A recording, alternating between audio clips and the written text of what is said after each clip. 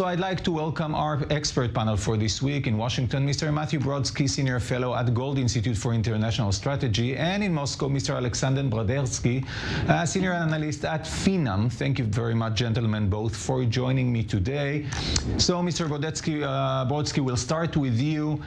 What are we about to see in the next coming weeks and months from the U.S. Army, and what exactly is Biden's strategy vis-a-vis Afghanistan?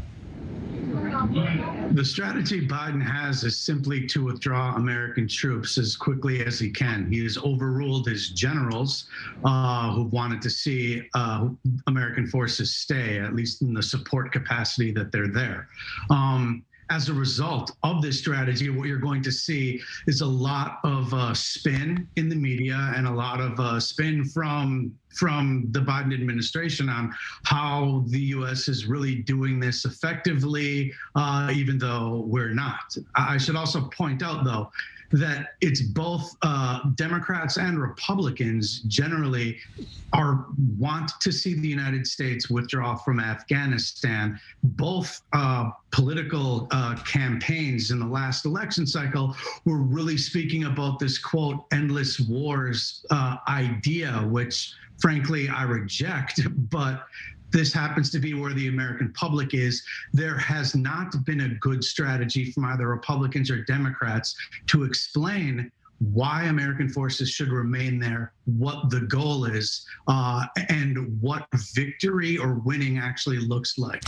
Yes, I'll be back to you in a second, but Mr. Brodsky, what exactly Russia is trying to do currently when the U.S. is leaving Afghanistan, and Russia has a long and unsolved story with Afghanistan?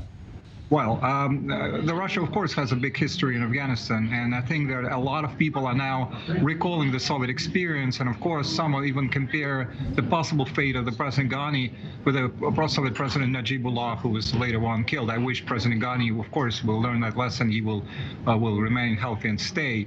However, of course, Russian strategy is also very mixed. Russia is not going to involve Afghanistan military because the memory still fades away, and only thanks to President Gorbachev in 1989, the Soviet troops were withdrawn. So many lives have been lost. My own stepfather was a military man who was also involved in Afghanistan affairs when I was a child. However, speaking politically, Russia is, of course, also talking to Taliban, which is also sees it as a less evil than ISIS.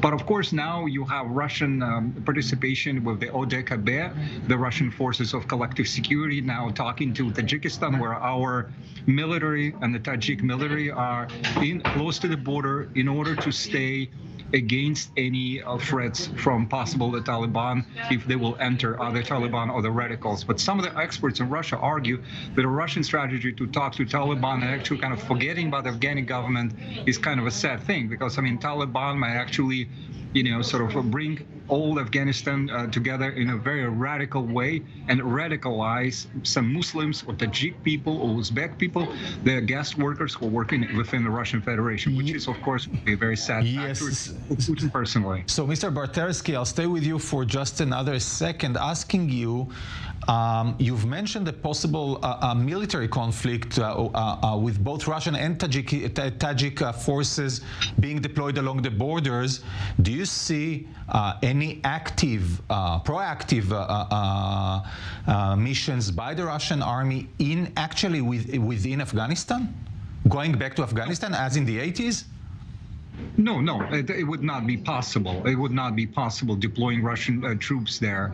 Of course, Russian government will actually wait and see until the government will be formed. What kind of government we will have? The radical Taliban, or maybe more mixed with if they will at least talk to each other. It's very difficult because, I mean, of course, Taliban is an evil. And I remember it's a kind of a segment from a pop culture in 2000 when we, together with the Americans in North Alliance, were fighting the Taliban. There was a very famous pop video by the Russian popular band which said, "Talibs are counting their last days." So Talibs are not counting their last days, of course, right after those 20 years. So, Mr. Brodsky, back to you in Washington. So, we've heard many administrations for many years speaking of pulling out of the Middle East, the broader Middle East, Afghanistan, Iraq, etc. Trump administration was speaking about it as well, but remained in the area. Can Biden change his mind, or Is it a done deal? Look, I think it's a done deal. And you bring up the Trump administration wanting to withdraw. That's exactly what happened. But what you have in the absolutely ridiculous political climate in the United States is that you then had these accusations from a leak about some Russian bounty against American soldiers.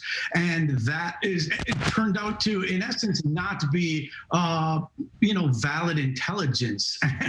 But that basically put a whole pause on what the Trump administration was doing. And if you recall, at that time, the media was applauding that was really going after Trump and was okay with the United States staying there. I think you're seeing a very different response now that Biden is trying to withdraw. And you have to remember, Biden is the one that Obama put in charge of pulling the U.S. out of Iraq, which was completed in 2011. And in that scenario, again, Americans can look back and recall what it looked like when ISIS took over American fighting vehicles and were parading and doing donuts and figure eights in northern Iraqi cities on American equipment. We may very well see the same thing right now. So I think we've done a poor job of learning lessons, unfortunately. Matthew Brodsky in Washington, Alexander Bratersky, thank you so much both for joining me today. After this short break,